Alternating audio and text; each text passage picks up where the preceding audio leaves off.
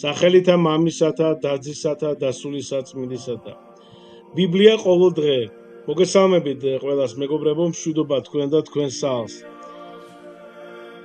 დიდი მარხვის, ანუ აღდგომის მარხვის 12 მითი და სრულწმენა. აი მე გავაკეთე ესე თქვათ მონახაზი პატარა და ამის მიხედვით ვიხელმძღვანელოთ.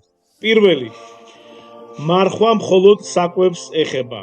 ანუ ეს არის ყველაზე გავრცელებული მეგობრებო ცნობილება, რომ მარხვა სამზარეულოს გამო იქ კი არა დაწესებულა, ხო, არამედ სულიერი ფერისცვალებისთვის, განახლებისთვის. ძველად ეს ნახეთ მოუწოს, მაგრამ ეს ცოტა ხუმრობით არის, მაგრამ მაინც ესე იგი ჩვენ შეგვიძლია ხორცი ავჭამოთ, მაგრამ შეგვიძლია შევჭამოთ ჩვენი მეზობელი ან თანამშრომელი სამსახურში ან მეგობარი ან ქუჩაში გამვლელი ნებისმიერი, ხო, ეგ რა კამათი რომ მოგვივიდეს. მერე სხვა კიდე აი ნახეთ ძროხები მარტო ესე იგი ბალახს ჭამენ, ხო, მაშინ ძროხები წმინდანები გახდებოდნენ, ხო? ანუ ამაში მდგომარეობს რომ წმინდა მამები ამბობენ რომ არა მარტო რა თქმა უნდა მარხვა არ არის, ძიმე მარხვა არ არის, ხოლო რომ კვერცხი არ ჭამო, მაწვენი რძე არ დალიო და ხორცი არ ჭამო, ხო? პირველ რიგში ეს არის სულიერება, ჩვენ უნდა შევზღუდოთ და შევზღუდოთ კი არა, საერთოდ დავანებოთ თავი ამ პერიოდში, დიდ მარხვის პერიოდში, გართობა იქნება თუ რაღაც ჩვენი თქვა დღესასწაულებზე წასვლა, მისვლა, მოსვლა და მოკლედ ასე შემდეგ. ანუ პირველ რიგში ეს არის ჩვენ დავიმარხულოთ სულიერად და გავიხსენოთ ის თუ როგორ მარხულობდა ჩვენი უფალი იესო ქრისტე. მეორე სამარხო საჭმელი შემიძლია ვჭამო რამდენიც მინდა. ეხლა მარხვაში მეგობრებო ზომიერება ეს არის თავარი, შეიძლება სამარხო ესე ვთქვათ ფაფა ან რა ვიცი გერკულესი ან ციციბურა, ხო, ისი ციციბური ისე გალძღე, ხო, ასე ვთქვათ და დანახტე რომ ესე იგი ცოდვაში ჩავარდე. ანუ ჩვენ ვსწავლობთ მეგობრებო ჩვენი საკუთარი ნების მოთოკვას, ხო? რათა მუცლის მონობისგან გავთავისუფლდეთ. აი ჩვენ ხო ვართ ეს ხალხი ადამიანები ასე არ გინდა ხო შენ ხო იყო არავისი მონახო არ გინდა ხო რომ იყო ხო?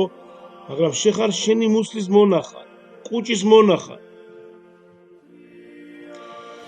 ეხლა წმინდა მამები მარხვას სულიერ წვრთნას, ასე ვთქვათ, ერთგვარ ვარჯიში არის, ხო? თუ გნებავთ, ეს არის ვარჯიში, აი მაგალითად როგორც ლოცვა არის ვარჯიში, ასევე არის მარხვას ვარჯიში, ხო? ხოდა ვარჯიში გასაგებია, ხო? წყალებში ვამბობ, მაგრამ ჩვენ უნდა დავიწყოთ ნელ-ნელა და ასე ვთქვათ, სწრაფად არ უნდა გავაკეთოთ ესა თუ ის საქმე, ნებისმიერი საქმე. მითი მესამე. მარხვაში მუდამ გლოვიარე სახე უნდა გქონდეს.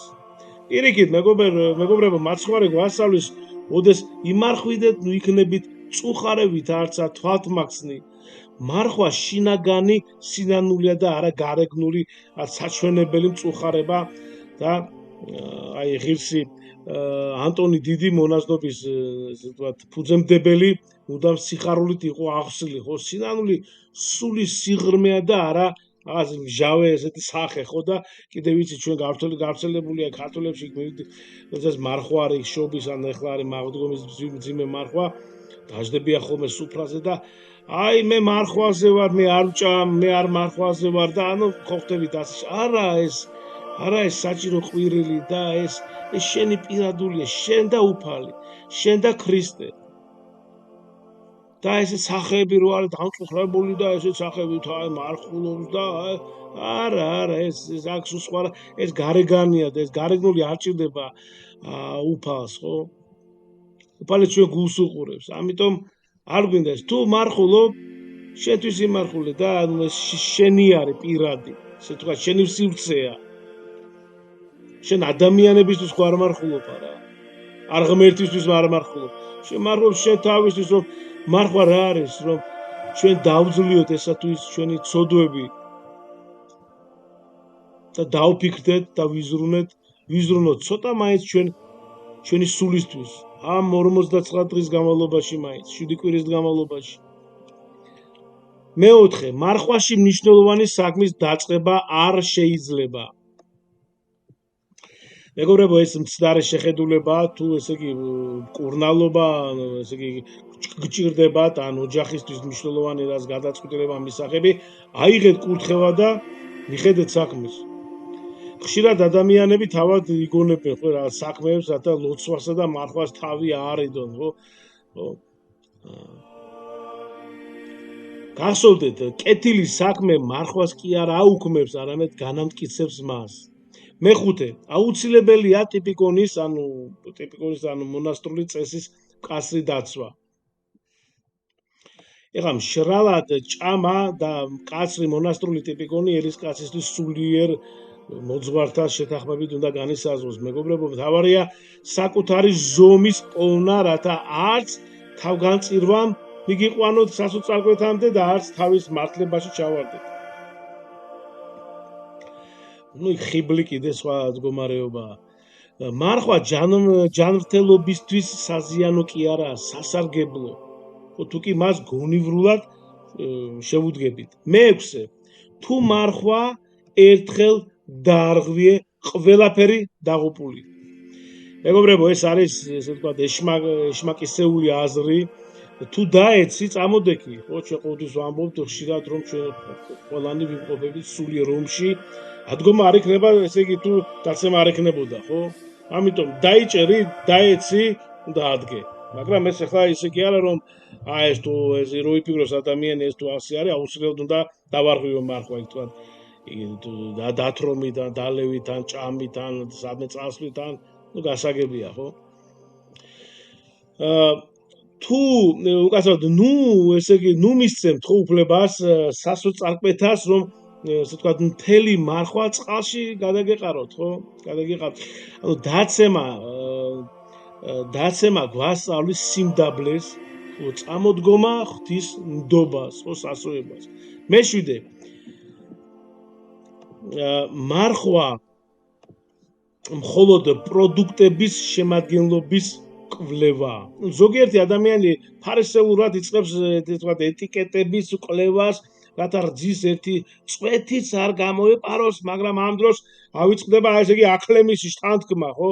მოყვასი სიყვარული, სიფრთხილე, ხო? სიფრთხილე კარგია, მაგრამ გადააქცევთ მარხვას ას ქიმიურ ანალიზად, ხო?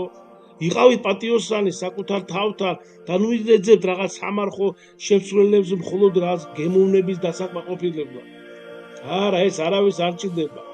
ეს ჩვენ გვჭირდება და კიდევ ერთხელ ვამბობ, ჩვენ და მარხვა ეს მით უმეტეს ძიმე მარხვაა და აი უნდა დაუთმოთ ჩვენ სულს. ხო, ჩვენ სულს უნდა ვიზრუნოთ ეხლა მაინც, წელიწადში ამ დროს, ეხლა მაინც. აი ეს პერიოდი რა ვიცი, ვიც ეწევით სიგარეტს, არ მოწიოთ სიგარეტი. აი ქრისტეს გულისთვის, შენი თავი თუ არ გიყვარს, ქრისტეს გულისთვის მაინც გააკეთე. იმის გულისთვის გააკეთე, ვიც შექმნა ეს სამყარო, ვიც მოგავლინა ამ ქვეყნად და ყველაზე დიდი მან აიღო შენი დაცემული, შენი ბუნება, თელი შენი ცოდვები თავის თავზე აიღო. და როგორ შეურაცხყოფეს და როგორ ესე იგი ცემდნენ და ვიცით ჩვენ ყველა ხო სახარებიდან და ქრისტეს გულისთვის აი თქვი რომ აი ქრისტეს გულისთვის მე ამას გავაკეთებ. მაგრამ იცი რა, თავის თავს უთხრა, მე ეს არ შემიძლია და ქრისტეს მიმართო, ის ყოველთვის გისმეს და უთხრა, აი ღმერთო, მე ეს არ შემიძლია და მომეცი ძალა რომ ეს შევძლო. ესე უბრალო ენით არ უნდა ეს რაღაც ოფიციალურად და წერილობითი და რაღაც მაღალფარდოვანი სიტყვებით საუბარი. შენი ენით, გულით უთხარებ. აი როდესაც რაღაცა ძალიან გინდათ, ხო? აი ხო როგორ ეხვეწები ადამიანს, ხო? აი ესე უთხოვე, ისე შეთხოვე უფალს. რა გონი ეს არ უსმენს შენ სიტყვებს, ან არ ესმის?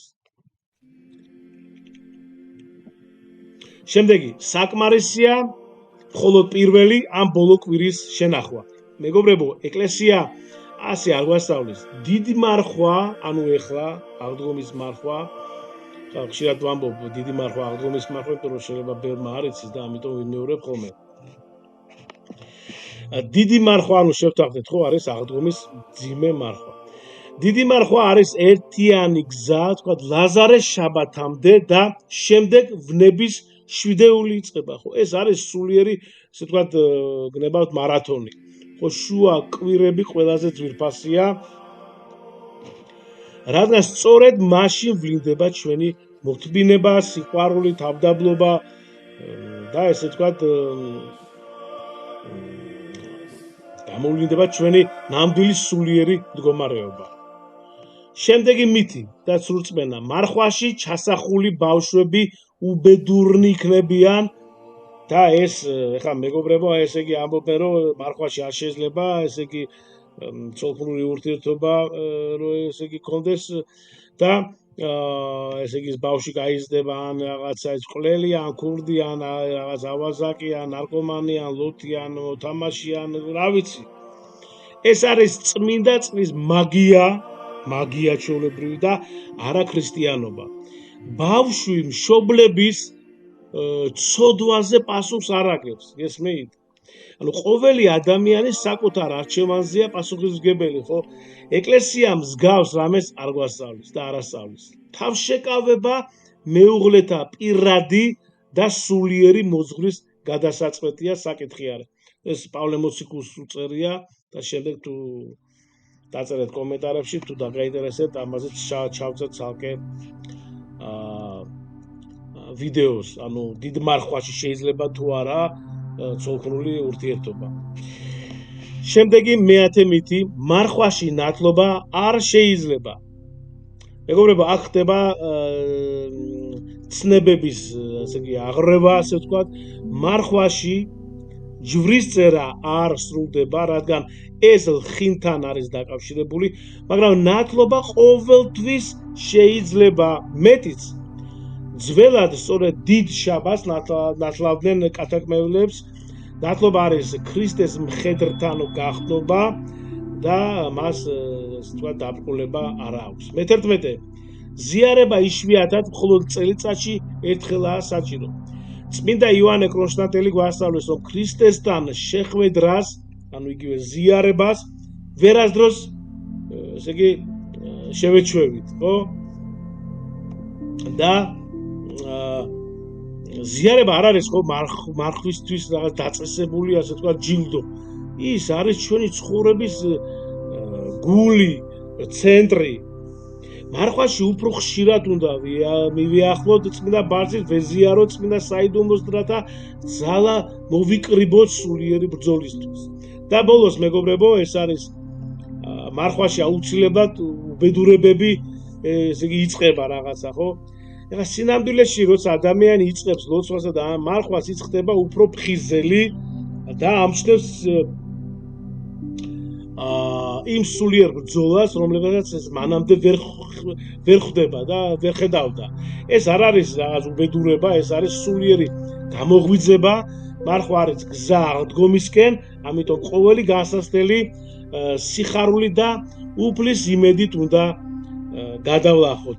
და აი, მეგობრებო, ეხლა უკვე ჩვენ ძიმე მარხვა არის და ეს უბრალოდ მინდოდა, რომ შეიძლება ბევრმა იცით, რაც ეხლა თქვი და ალბათ ასე არის, მაგრამ არის ისეთი ადამიანები, რომლებიც არ იციან და ამიტომ გადავწყვიტე, რომ ჩამეწერა ეს თქვა დავარქვი მითი თუ სრულწმენა, რომელიც ძალიან გავრცელებულია, ესე იგი, ადამიანებში და ხალხში.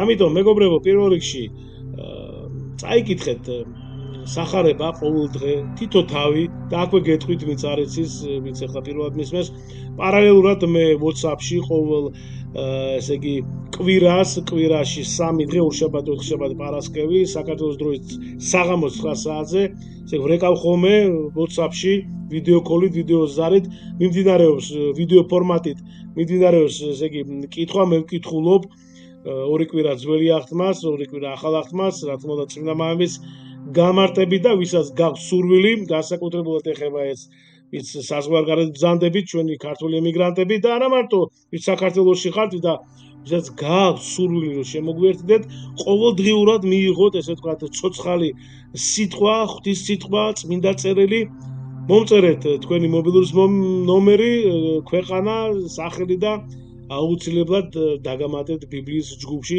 ჯერ კიდევ ადგილები არის რამოდენიმე და მოკლედ ვისაც გაქვთ სურვილი.